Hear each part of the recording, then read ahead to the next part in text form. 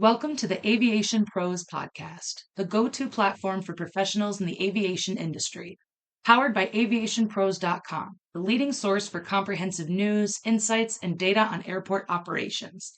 Whether you're focused on airport management, improvement programs, ground handling equipment, MRO, or FBO operations, we've got you covered with the expertise and resources you need to stay ahead.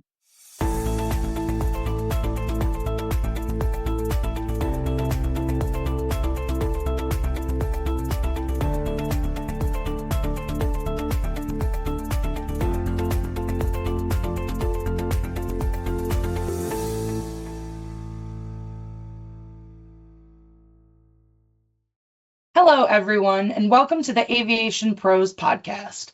I'm Emily Gorski, editor of Aircraft Maintenance Technology, and I'm here with Roxanne Rosado, A&P, IA, and head of Airworthiness for TBX. With years of experience working on the shop floor, managing mechanics, and acting as a FSDO liaison, Roxanne has gained a wealth of knowledge on the ins and outs of aviation maintenance. Today, we're discussing best practices for new A&P mechanics, from recommended tools to mentorship advice. We'll also touch on inspection authorization as an option for mechanics who want to expand their skills and further develop their careers. Hi, Roxanne. How are you today? I am good. How are you, Emily? I'm good. So to get us started, could you share a bit about your background in aircraft maintenance? Sure. I graduated from Embry-Riddle in Daytona Beach, Florida back in 2019 with my certificates, and I moved to Charlotte, North Carolina, where I have been all of my career. And I started with a charter management company where I started my first exposure to not only maintenance, but also managing privately owned aircraft. I spent a couple years there, then I transferred to a flight department, spent some time there, seeing that side of the industry, and I love the same capabilities of managing aircraft just in a flight department capacity. And then I transferred to another charter management company. So as you can tell, it's been the core of my career, just aircraft management and aircraft maintenance. And I just recently joined TBX earlier this year as their head of airworthiness. Oh, very cool. Thank you. And kind of looking at your qualifications, I noticed you have your inspection authorization. So could you tell me a bit about what the process of getting that credential was like? Yeah, so after being in the industry for 3 years, I attended Baker School of Aeronautics, and that was about a 5-day course, and then they give you a testing at the end of it. But part of the regulation requirements is to spend several years, 3 years minimum, in the industry as a technician before you can qualify to test for your IA. So I got my IA about 5.5 years into my career. And yeah, it was a very straightforward yet stressful process because it is a test at the end of the day, and it is a lot of extra knowledge that you got to be mindful of, and you have to be a little bit even more on top of your game when you become an IA because you hold more responsibility. But overall, it was a very great experience. Very cool. And thinking of those responsibilities that you have, different types of responsibilities do you have as an IA? Can you qualify for different types of job titles, or is it more like your workflow? Yeah, so the authorization allows me to inspect and approve for return to service aircraft after annual inspections and sign off and return to service major repairs and alterations as well. And I can also perform and or supervise progressive inspections. Depending on the requirement of the role that you're applying for, whether it's a chief inspector or a mechanic, having an IA may be required depending on where you end up working at. But if you generally, as a mechanic on the floor with an IA, your overall capabilities of what you're able to sign off or return to service is what it expands. And you do have now a requirement, not only with the aircraft, but with the FAA, of maintaining certain requirements within the 12-month calendar. And then every 2 years you renew. So it's a process that you have to keep up with. Thank you. And thinking of that with all the responsibility that comes with IA, I want to transition a little bit to talking about your management experience with mechanics. So I was wondering, what are some standards or processes that you prioritize when you're in a management role? Yeah, the few that jump to mind, first and foremost, safety. And safety in many contexts. Know what you're doing, read the procedure, ask questions if you have not done something before. I love to print the procedure, highlight the notes, the gotchas, oh, I need to remember this, take notes, and to truly stop if anything doesn't feel right, look right, sound right. Expanding on that is, efficiency in the work that's assigned to me. To read the procedure prior to beginning, gather your tools so that you have a really good guess of what you're going to need to avoid the back and forth to the toolbox or to get some special tooling out of a cabinet. All those things not only save time, but make the workflow a lot smoother and less clunky, or, steps can be missed because you're stepping in and out of the work so much. And also, if you need to be also in charge of the paperwork, keep it clean, keep it organized. It goes such a long way for not only project organization, but you in your head to know where everything is at and in order is, to me, a very, very important skill to develop. I get it's a messy job. It can be a messy day in your toolbox, but to put a little bit of extra effort in that sense, to me, goes such a long way. Logbook entries are amongst my top as well because, well, everybody has a different style to their logbook entries. If it's me overseeing somebody's work or if it's just themselves performing the work, it is your signature at the end of that logbook, whether it's mine overseeing your work or it's their own at the end of the day. I always encourage a set of what I call just my own requirements for a technician, such as proper grammar, no vague discrepancies or resolutions, be clear and concise on what you did do. Don't include things obviously that you did not do. Include parts traceability information, include part numbers, serial numbers, what condition the part was in. Was it overhauled, inspected, repaired?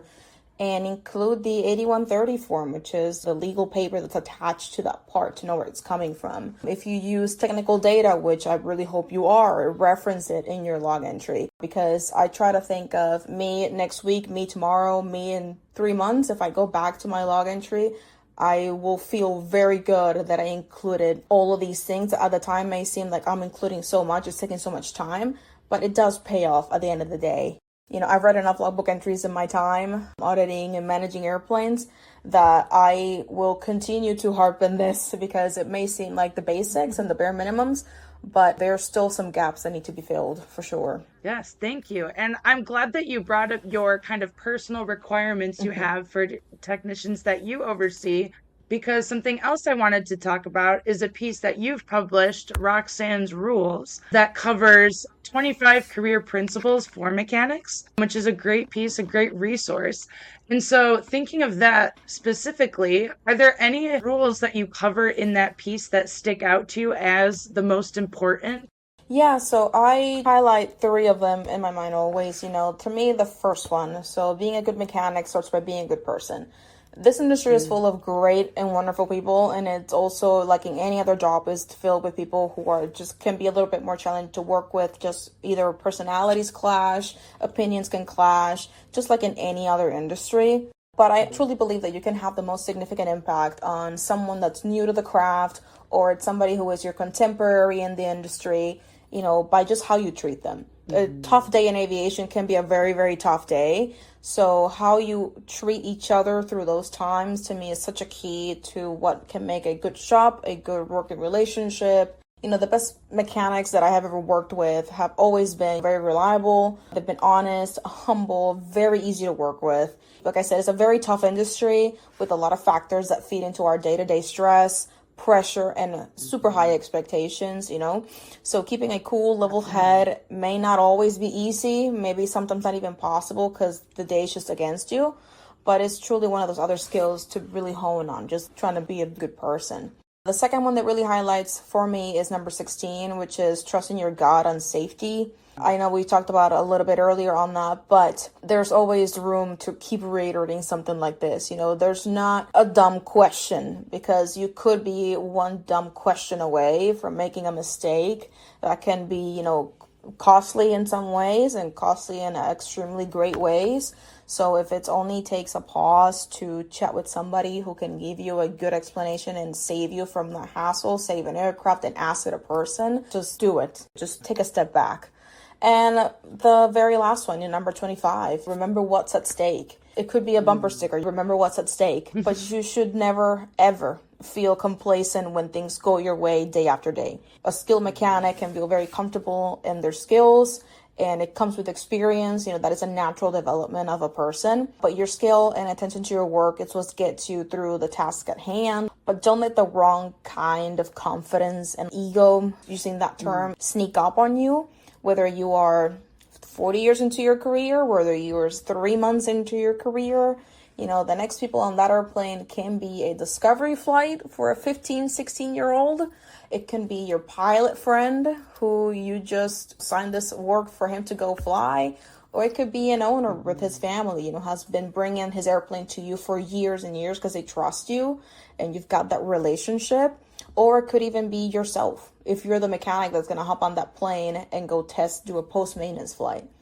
So when you look at it and you remind yourself of that as much as you can, amidst the craziness of the day, it can really humble your mindset and kind of make you slow down quite a bit to not just go, oh, it'll be fine. Yeah, definitely. Definitely important stuff to keep in mind. And we'll link to that piece as well so that the listeners can read it for themselves and review all of them. Something else that you touch on are tools and resources that can be helpful for mechanics.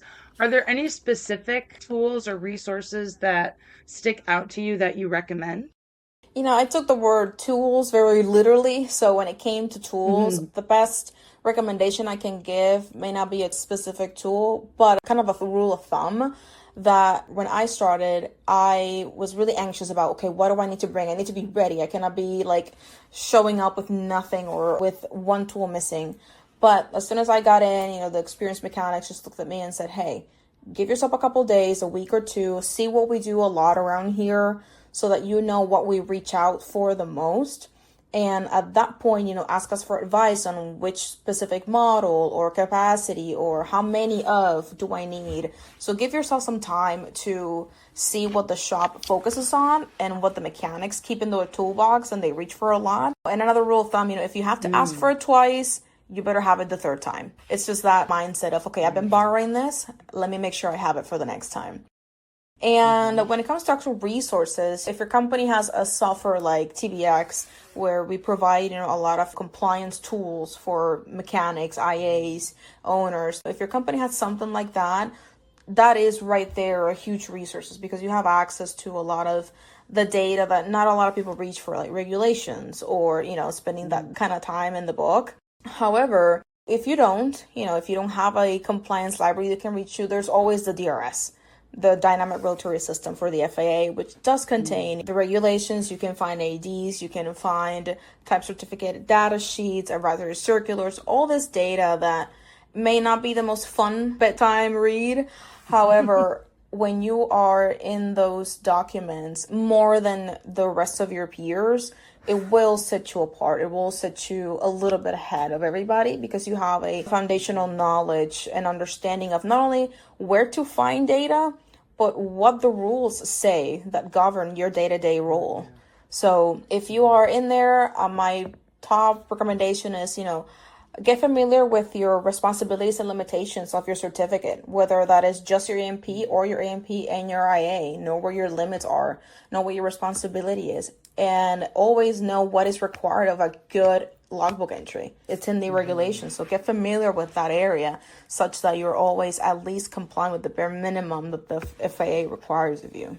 Yes, and the regulatory talk actually leads into another topic I'm really interested in, which is the adoption of more AI-powered solutions to do stuff like logbook entries and other kinds of tasks. So I'm wondering if you have any kinds of warnings for the industry or mechanics to ensure that safety and compliance aren't compromised when these things are being used. Yeah, so it's really hard. It's such a fine line. AI is everywhere nowadays for everything that we do, and maintenance still being such a hands-on profession.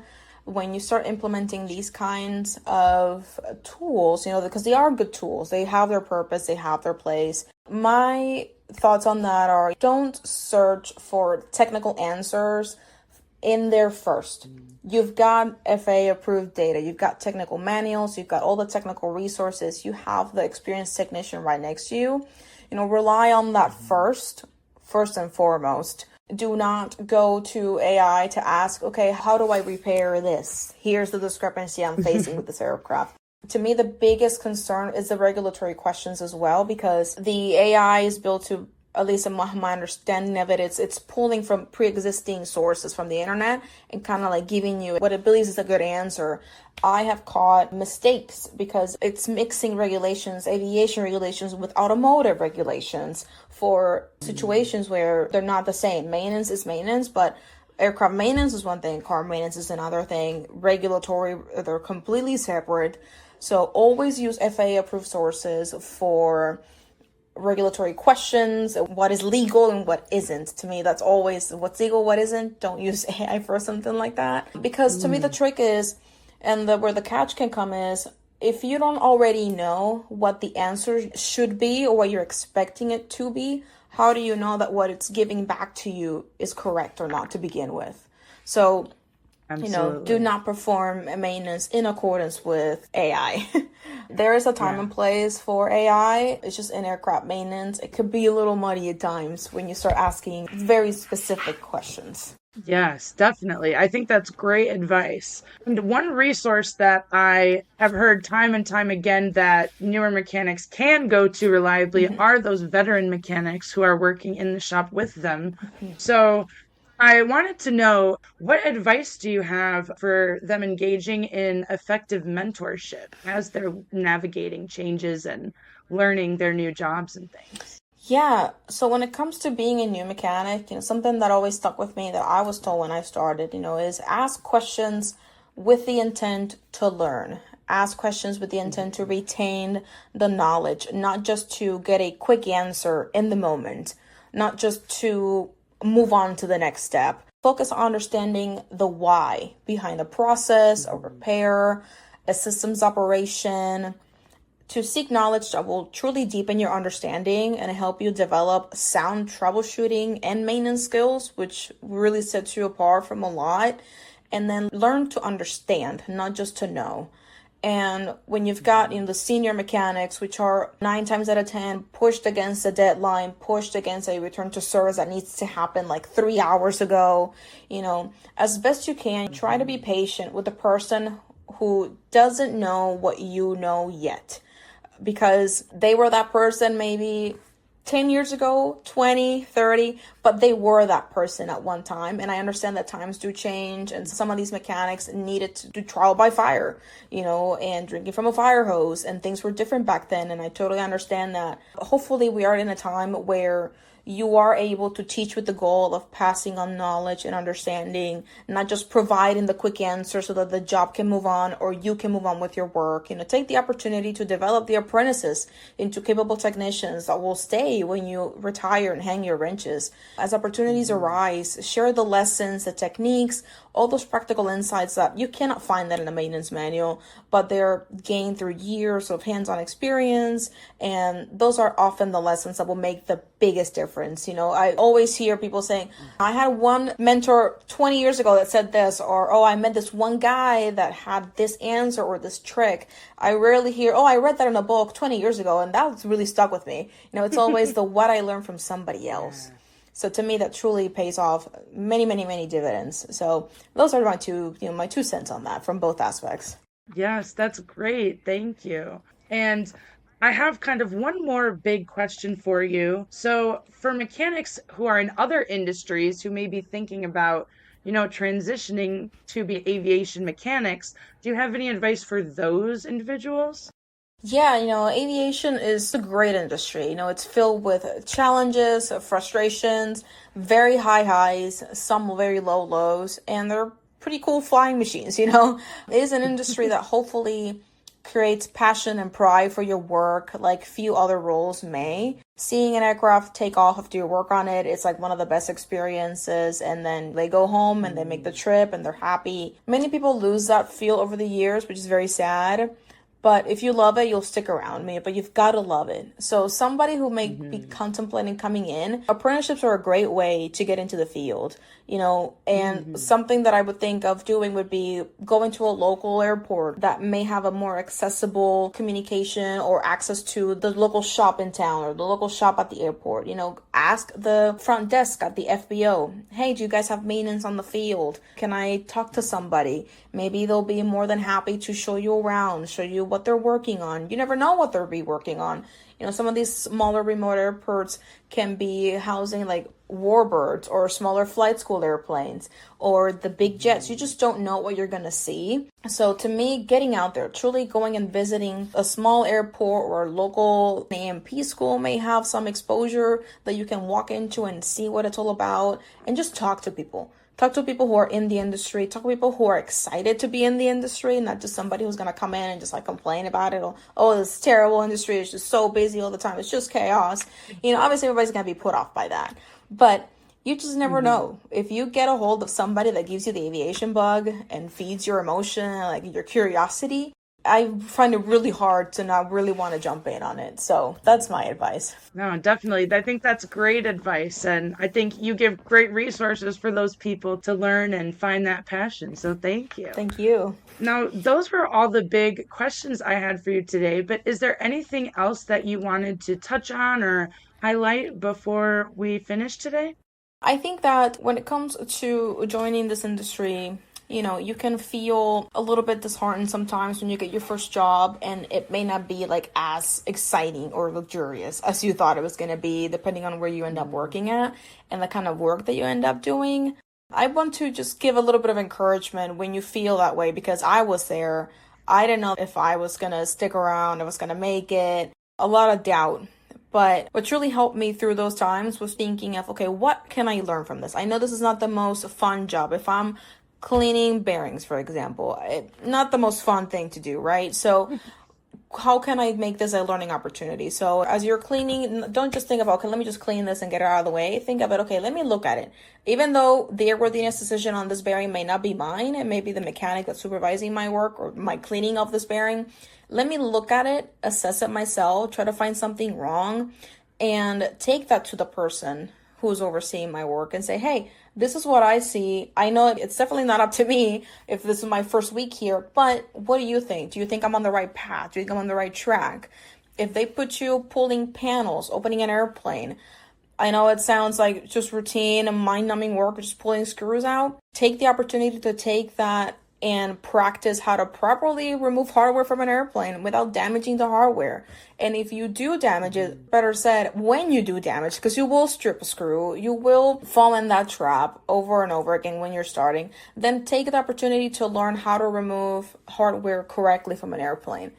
Take that moment, those little tasks that may seem mundane or repetitive, to really hone in on them. Because if I can't even send you to remove 10 panels without returning me a bag of screws that are bad, we need to work on something here. So take all those little tasks and try to find the learning opportunity in them. I love that. Thank you. That's so important to remember.